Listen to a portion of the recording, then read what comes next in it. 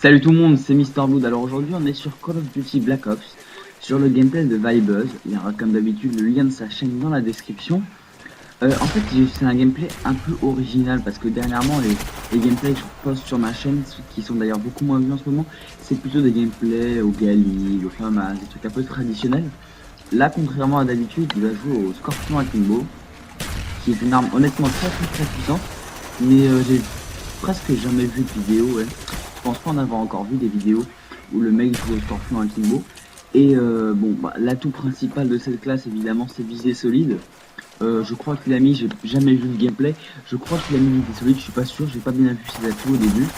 Je pense que les meilleurs atouts, ça peut être visée solide, marathon, parce que, et marathon et poids plume. Enfin, ouais, marathon et poids plume pour pouvoir bien rusher. Mais d'un côté, on peut aussi mettre pillard, parce que pillard, ça use beaucoup de balles, je trouve. Je pense le Scorpion. Il y a 20 balles dans chaque chargeur, donc ça fait pour deux ennemis, on vide deux chargeurs, donc 40 balles. Ouais, honnêtement, je pense que Pillard peut être très utile avec le Scorpion. Je pense qu'il l'a mis Pillard.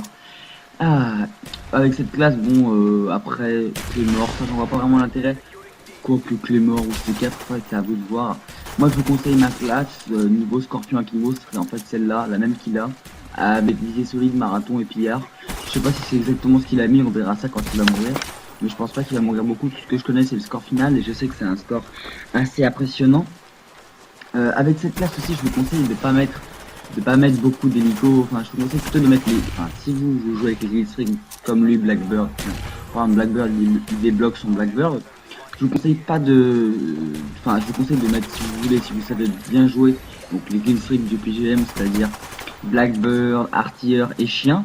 Mais je vous conseille pas de mettre Blackbird, Artilleur et comment ça s'appelle, Hind.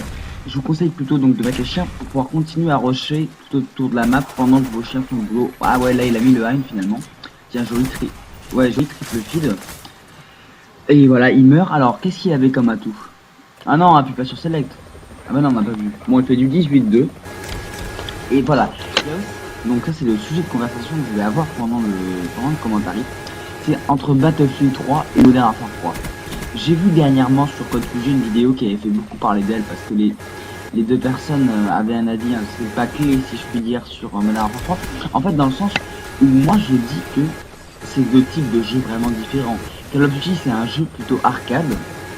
Et Battlefield en général, c'est plutôt un jeu réaliste, quoique il y a quand même des trucs pas très réalistes, mais bon, c'est quand même, ça vise plus dans le réalisme et dans le jeu d'équipe que Call of Duty. Call of Duty, vous êtes beaucoup plus égoïste même dans les matchs en équipe.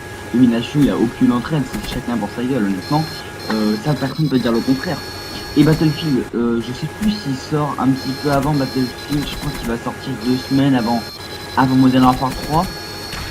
Et je crois, en fait moi je vais acheter le 2, honnêtement, et je vais faire une vidéo comparaison.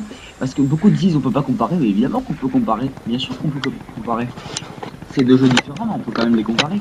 Et je pense que je vais vous proposer une vidéo assez longue dès la sortie du jeu pour que si vous êtes indécis au fait d'acheter les jeux. Moi je pense que si vous avez jamais joué à Battlefield, ou si vous avez jamais joué à Modern Warfare 3, bon si vous avez jamais joué à Modern Warfare 3, si vous avez jamais joué à Battlefield ou si vous avez jamais joué à Modern ou à Call of Duty en général, c'est difficile de passer de l'un à l'autre en fait. Parce que moi je jouais uniquement à Call of Duty. En fait j'ai commencé sur le Call of Duty 5, après je suis revenu sur le 4, enfin je suis revenu. J'ai commencé sur le 5, après je suis allé sur le 4, après sur le 6.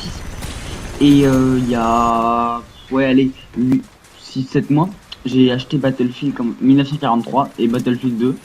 Et c'est vraiment difficile de passer d'un à l'autre. Moi j'aime bien jouer les vrais snipers et tout. Certes j'aime bien faire des quickscopes et tout ça, mais jouer les vrais snipers c'est aussi vachement plaisant. Et on peut aussi jouer les vrais snipers embusqués, camouflés et tout, sans pour autant camper. Hein. Non mais parce que il y en a beaucoup qui. Battlefield c'est pas du tout le même état d'esprit, on va pas faire les quickscopes et tout. D'ailleurs je pense pas que les quickscopes soient possibles sur Battlefield. Et c'est complètement un autre état d'esprit. C'est pas du tout pareil que sur. La communauté est pas la même déjà, y a pas. Enfin.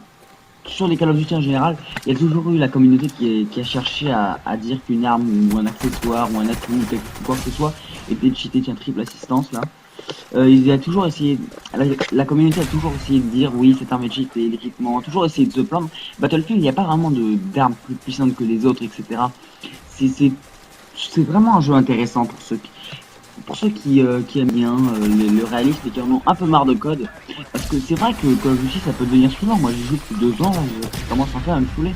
Et c'est pour ça que j'ai hâte que Battlefield sorte pour pouvoir l'acheter. Mais c'est pas pour autant que je jouerai plus à Call of Duty en général. Et que je vous proposerai plus de vidéos, je vous proposerai des vidéos sur les deux.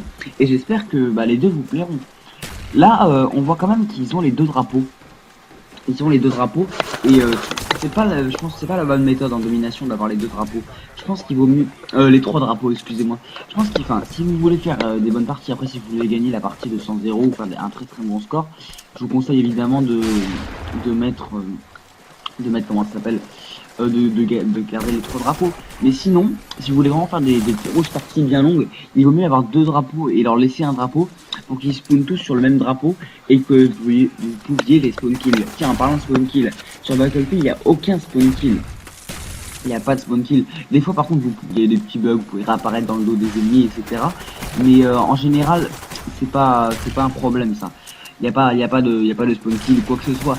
C'est comme je vous ai dit tout à l'heure, il n'y a pas de choses abusées ou quoi que ce soit. C'est vraiment, je sais pas, c'est un jeu agréable. Mais je ne dis pas que Call of Duty n'est pas agréable, mais c'est vraiment Battlefield, c'est un jeu intéressant. Et pour les amateurs, comme je l'ai déjà dit tout à l'heure, mais je me répète, pour les amateurs de Call of Duty mais qui en ont un peu marre et qui aiment bien les jeux réalistes, je vous conseille vraiment de l'acheter. Et voilà. Aussi, j'aurais une petite question à vous poser, vous les abonnés là, même les gens qui ne sont pas abonnés à ma chaîne. J'ai récemment eu mon Triton MPX. Je voulais pas commander le AX180 parce qu'il coûtait un petit peu trop cher. Et donc là, vous remarquerez que la qualité de mon micro est pas exceptionnelle, mais bon, elle est un peu mieux qu'avant. Mais elle est toujours pas exceptionnelle. En fait, je sais pas comment on branche le Triton sur l'ordinateur. Parce que, comment dire, vous allez me prendre pour un débile, mais en fait sur le Triton il y a trois prises. Il y a une prise pour un câble rouge et blanc à brancher sur les câbles rouge et blanc de la télé, il faut brancher à la Xbox et il faut brancher à la manette. Et je sais pas comment on branche ça sur le PC, donc si vous pouviez me le dire dans les commentaires, ça m'aiderait pas mal. Parce que, bon bah ça vous aiderait, enfin ça vous aiderait pas, mais ça vous rendrait mes commentaires un peu plus agréables. Parce que la qualité de mon micro c'est quand même un des gros défauts, enfin à chaque personne, je leur demande des fois à mes amis, c'est quoi les défauts de mes commentaires, et vraiment le premier truc qu'ils me disent c'est le problème de ton micro. Voilà, le gameplay touche à sa fin. J'espère que vous avez apprécié la vidéo. N'oubliez pas de laisser un commentaire ainsi qu'un j'aime, ça m'aide beaucoup. Ciao tout le monde, prenez soin de vous, bye.